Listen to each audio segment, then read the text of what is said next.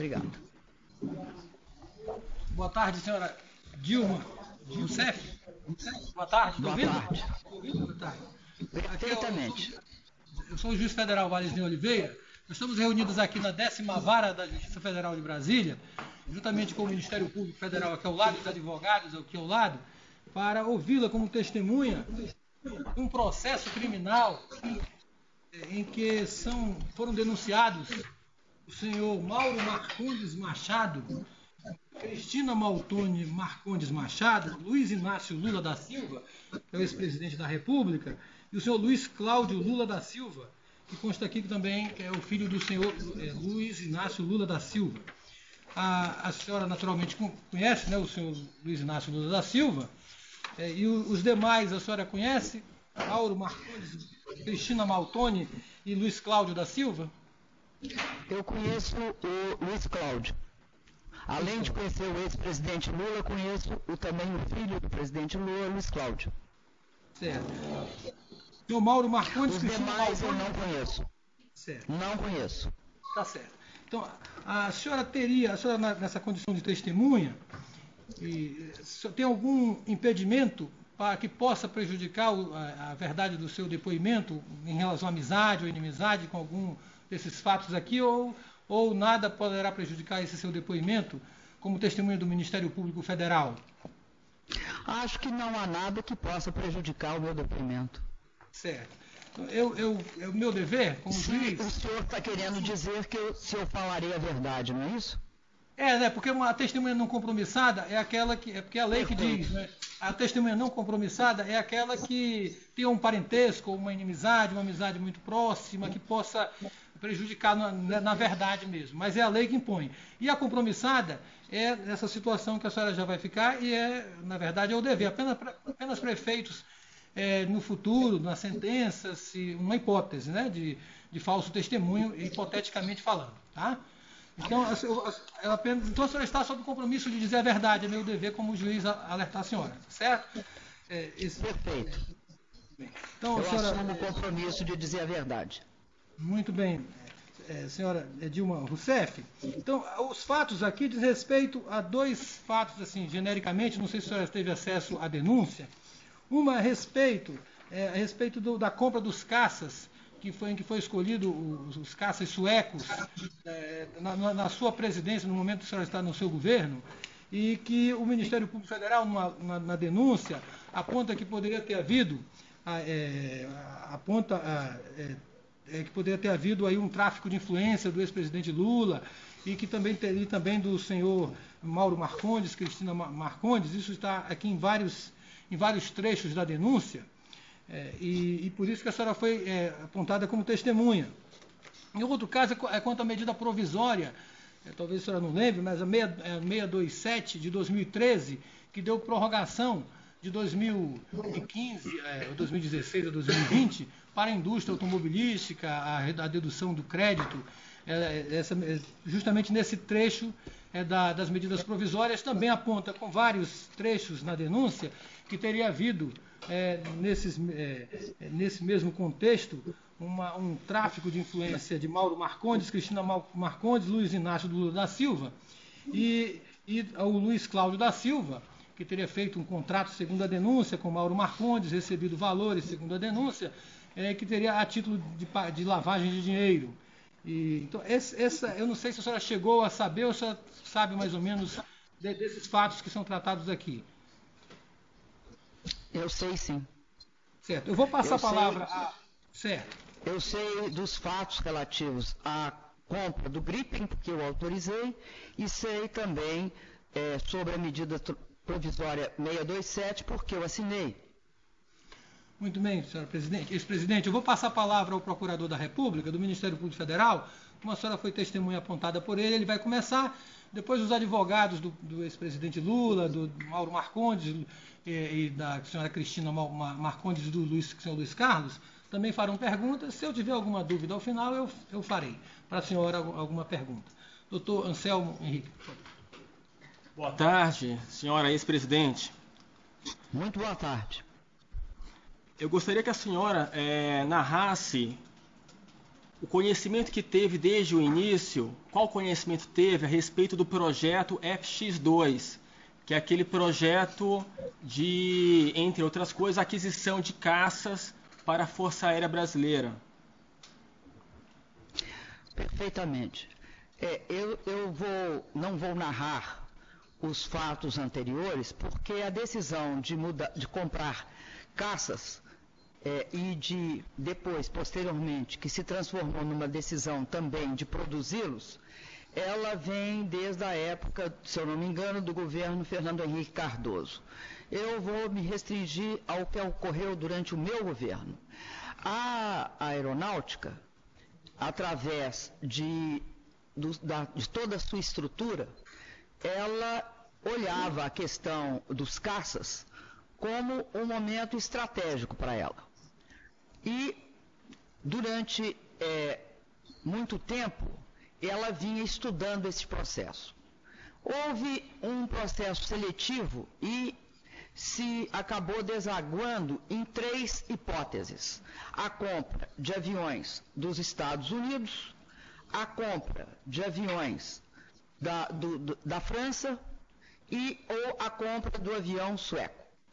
Quais eram os critérios que foram colocados na mesa pelos estudos da aeronáutica, bastante complexos, que envolveu uma avaliação muito extensa, porque implicava em avaliar 3 critérios. Primeiro critério era o critério propriamente da substituição dos caças e do melhor caça a ser comprado.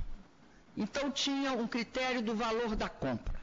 O segundo critério era o valor da manutenção dos referidos caças. E um terceiro critério que interessava, sobretudo, a aeronáutica, era a questão da transferência de tecnologia.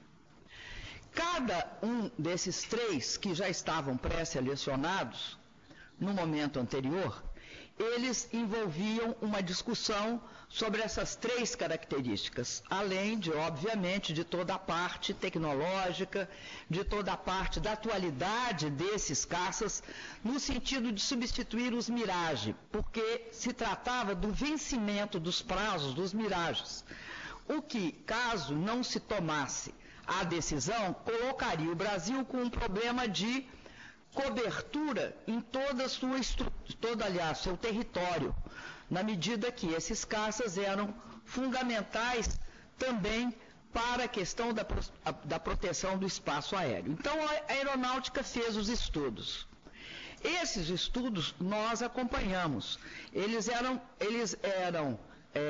implicavam em avaliações várias. No caso dos Estados Unidos, o que acontece? Os Estados Unidos é o maior consumidor de jatos de última geração do mundo. Por quê? Porque são uma grande potência mundial e, portanto, consomem muito mais caças do que qualquer outro país do mundo. Assim sendo, os caças tinham um preço bastante acessível. A manutenção também era acessível.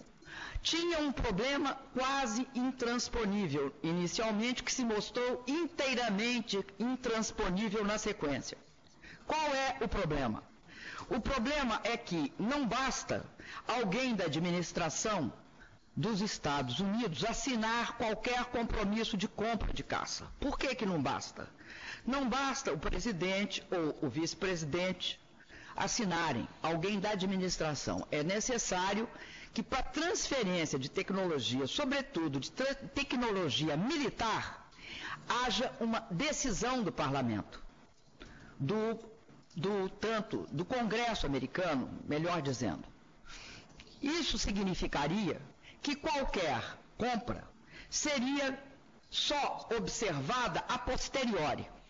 E não se tinha notícia de nenhuma transferência de tecnologia de acordo com a aeronáutica, de nenhuma acordo de transferência de tecnologia militar aprovado pelo Congresso americano por razões óbvias.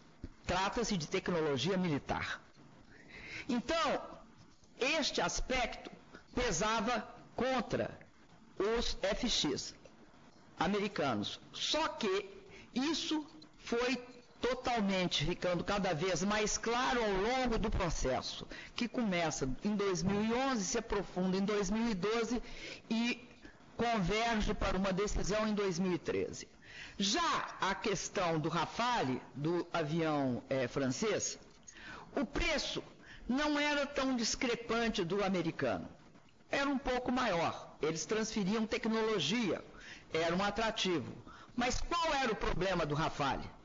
O problema do Rafale é que o custo de manutenção do Rafale era extremamente elevado, que, aliás, é uma estratégia de muitas empresas ou de muitas ofertas internacionais. Você baixa o preço de venda e eleva o preço de manutenção. Mas eles aceitavam a transferência de tecnologia. Então, em relação ao FX dos Estados Unidos, eles tinham uma vantagem. Porque para nós, esta questão da transferência de tecnologia para a aeronáutica, para a engenharia aeronáutica brasileira, que aí não é a Força Aérea apenas, é a Embraer também, era estratégica para o país, porque trata-se da indústria militar. O que atraiu e o que leva essa definição muito favorável da aeronáutica para o Gripen? O que leva ela? Leva várias coisas. O preço era bastante mais competitivo do que, por exemplo, o francês. Muito próximo dos Estados Unidos, operação muito mais acessível também. E tinha uma vantagem na questão da transferência de tecnologia. Não só se daria transferência de tecnologia, mas o que atraiu, sobretudo, a engenharia aeronáutica brasileira e, sobretudo, tanto a Força Aérea Brasileira, quanto na persuasão da Força Aérea Brasileira, no Senado, em todas as instâncias que ia, era o fato que nós seríamos parceiros no desenvolvimento tecnológico e não meramente receptores de tecnologia. O que leva a decisão desembocar no Gripen é justamente esse fato, que era que nós iríamos não só ser parceiros, mas nós iríamos participar do desenvolvimento do projeto com a engenharia nacional. Obviamente, importa aqui destacar que o que permite o Brasil participar de desenvolvimento de tecnologia aeronáutica é o fato de nós termos um acúmulo, tanto por conta da Embraer, como por conta da aeronáutica nas suas relações com a Embraer. É o caso do KC, por exemplo, que é o maior avião a jato de transporte de carga. Então, nos interessava, neste processo, tornar o Brasil um país bastante relevante no que se refere à indústria militar. Porque a indústria militar no mundo, ela tem uma capacidade de gerar valor para o país que domina essa tecnologia bastante significativa. Então, foi nesse sentido que ocorreu a definição do meu governo em 2013, se eu não me engano, final de 2013, eu acredito, a definição pelo Gripen. Perfeito. A senhora também, já no governo Lula, fazia parte do governo, foi ministra, chegou a acompanhar a decisão, ou pelo menos a predisposição do presidente Lula em escolher o produto francês dentro desse processo seletivo, o Rafale, e sabe dizer a razão pela qual haveria nesse primeiro momento a predisposição ao modelo francês? Olha, eu lembro de algumas coisas, não tenho todas as informações aqui, porque não olhei, não tenho, aliás, nem como olhar essa questão. Mas o que eu lembro? Eu lembro que, naquele momento, o Ministério da Defesa, que era ministro, então, o ministro Jobim, tinha recebido por parte do governo francês e da Dassault uma proposta bastante atraente de desenvolvimento, desenvolvimento tecnológico do produto Rafale. Não estavam todas as cartas na mesa, eu acredito, sobre a questão da manutenção. Porque eu, por exemplo, só fui tomar conhecimento do custo da manutenção ao longo da exposição que a Aeronáutica fez para mim, quando eu já era presidente da República. Então, a simpatia pelo projeto francês, se houve, era bastante genérica e incipiente naquele momento. O ex-presidente Lula, no 7 de setembro de 2009, chegou até a anunciar que o modelo francês ganharia o processo seletivo, né? Sabe dizer por que, apesar disso, não, logo em sequência, foi finalizada a contratação do modelo francês? Pelo próprio presidente Lula, não pela senhora? Eu quero crer que, naquela época, se considerou que todos os dados não estavam claros. Como não estavam, eu levei, se você lembrar bem, eu levei o ano de 2001, 2002 e só foi no final de 2003 ou início de 2014, eu acho que foi no de 2013, no final de 2013 que eu decidi. E como você disse, eu era ministra-chefe da Casa Civil. Acredito que como não tinha na minha época, não tinha também na época do Lula, que eu sou na sequência dele. Certo. A senhora sabe, durante já o seu mandato, na imprensa se disse muito de que em algum momento, ali em 2011, 12, o modelo americano, né, da Boeing chegou a ter a predileção do governo brasileiro, até que surgiu aquele episódio de Snowden mostrando dos perigos de exposição de informações em equipamentos militares a um país como os Estados Unidos. A senhora confirma isso? Essas notícias, essas informações são verdadeiras? Olha, eu vou repetir. O modelo americano é interessantíssimo. O preço dele é bem atrativo.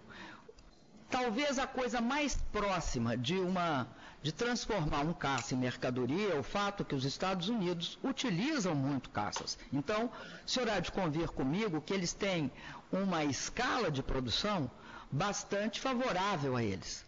O grande problema dos Estados Unidos consistiu, e foi essa barreira, porque o governo americano vinha dizendo, não, nós assinamos, nós assumimos. Acontece que não adianta a boa vontade, né, do governante, nem do presidente Obama, nem do vice-presidente Biden. O que adianta é o seguinte, qual é o processo decisório? Como é que um país fica dependendo da decisão de um Congresso que tem conotações políticas? E, obviamente, a transferência de tecnologia militar é uma transferência muito delicada. Agora, eu queria dizer que no caso do grampo do Snowden, não só no governo brasileiro, né, mas também na Petrobras e também no caso da própria Alemanha, aliás, o Brasil e a Alemanha entraram juntos na questão dessa discussão. Na ONU, nós entramos fazendo a denúncia, exigindo um processo de acompanhamento, o Brasil e a Alemanha. Praticamente eu e a chanceler Angela Merkel. Esse processo não é um processo que leva, quero te dizer isso, não me parecia que a administração Obama, e até hoje eu já dei várias declarações a esse respeito nos jornais, tivesse diretamente envolvida. Ou seja, fosse a responsável pelos grampos. E nem sei se controlavam os grampos. Até porque, eu não sei se o senhor sabe, mas esta questão de uma espécie de complexo de inteligência militar, nem é militar, de inteligência em geral, que a NSA, que é a Agência Nacional de Segurança Americana, ela construiu, ela tem a ver com fatos logo após o 11 de setembro. Isso tem uma ampla bibliografia a esse respeito. Quando eu tratei desse assunto, se eu não me engano, foi numa reunião do G20 em São Petersburgo, eu não lembro o ano preciso, com o presidente Obama, ele se comprometeu a tomar todas as medidas para, primeiro, que era o que a gente exigia, foi amplamente noticiado na época. Impedir que isso acontecesse, tornasse a acontecer. 2, dissesse para nós o que era que tinha sido vazado. Aí, na sequência, ele não completou, ele não conseguiu resolver esse problema, tanto é que eu adiei a viagem. Mas, posteriormente, em 2015, eu fui para os Estados Unidos. Não era uma questão que levaria a uma volta atrás em qualquer definição de política ou de compra e venda. Não era aí. Né? Não acho que era esse o objetivo do Grampo. O Grampo tinha um objetivo claro, era o pré-sal. Certo. Então, eu acho que me desculpa, mas eu acho essa uma visão um tanto ou quanto simples das relações entre países. Certo. Voltando ao tema aqui dos caças, na transição do governo Lula para o seu governo, o ex-presidente Lula chegou a passar para a senhora as impressões que tinha sobre esse processo de seleção, os prós e contras de cada projeto, de cada opção. Ele chegou a passar para a senhora nessa transição? Olha, a única coisa que ele me disse foi que ele não decidiria a respeito, que ficaria a decisão para mim. O presidente Lula, nessa questão das relações comigo, tanto na transição como pós-transição, foi extremamente respeitoso no que se refere à minha condição de presidente, substituindo como presidente.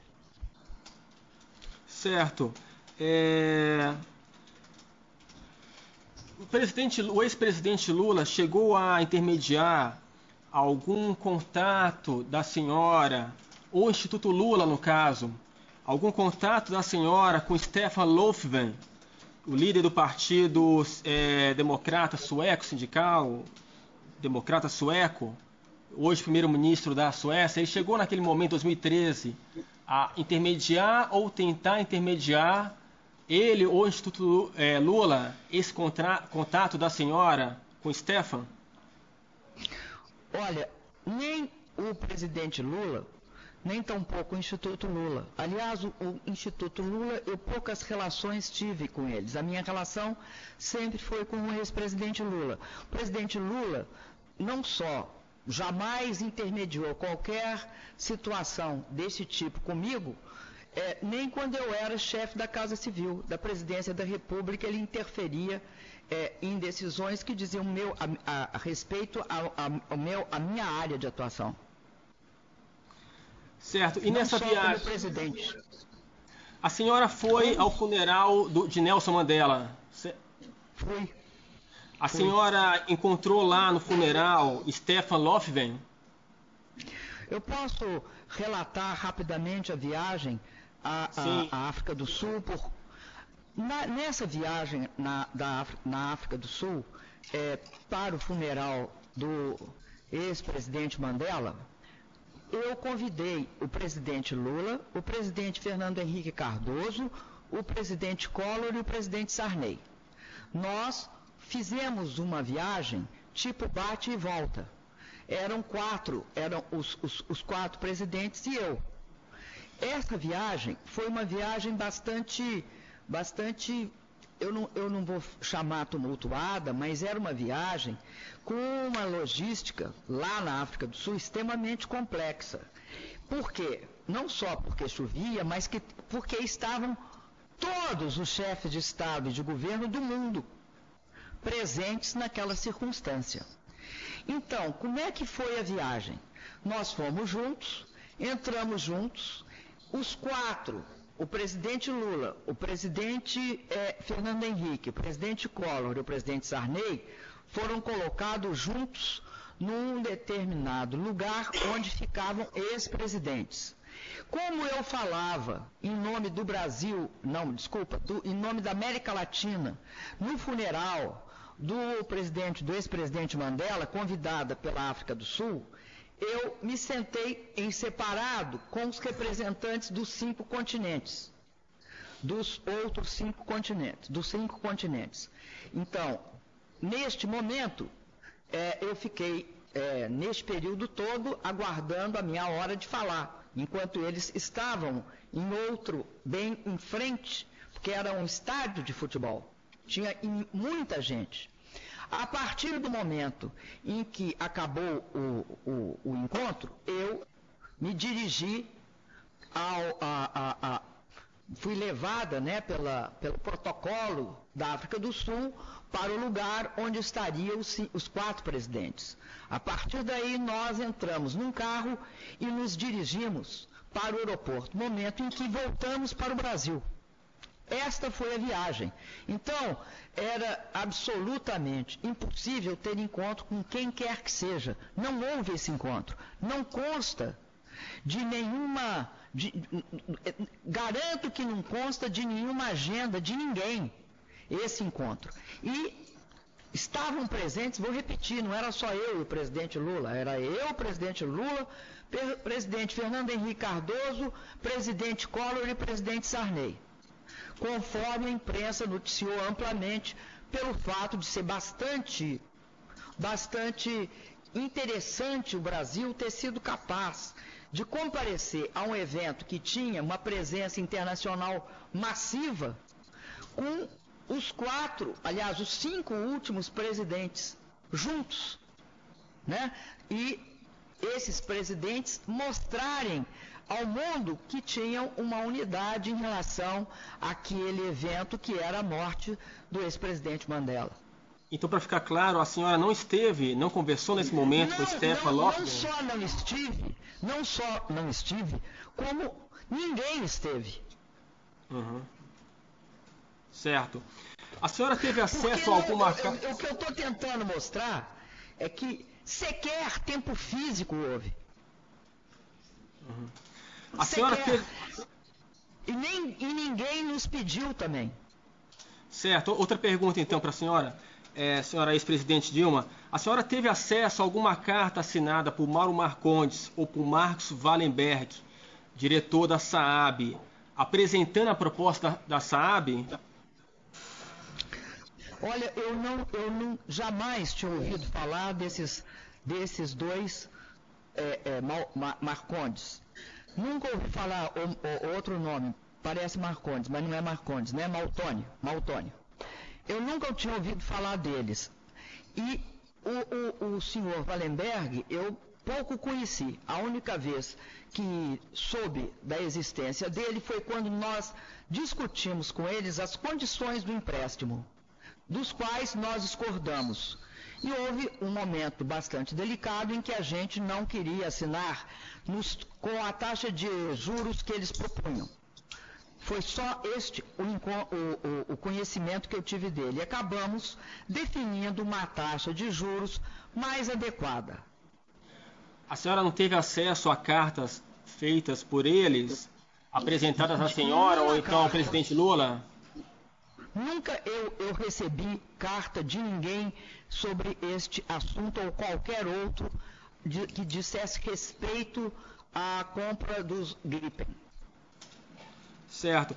A senhora sabia que a SAAB, dentro do seu projeto, da sua, digamos assim, da sua oferta, né, colocou também projetos em São Bernardo do Campo como atrativo para a proposta dela em face das demais? A senhora sabia desse fato? Chegou a se atentar para isso? Não tive conhecimento desse fato. E quero te dizer que ele era irrelevante. Uhum.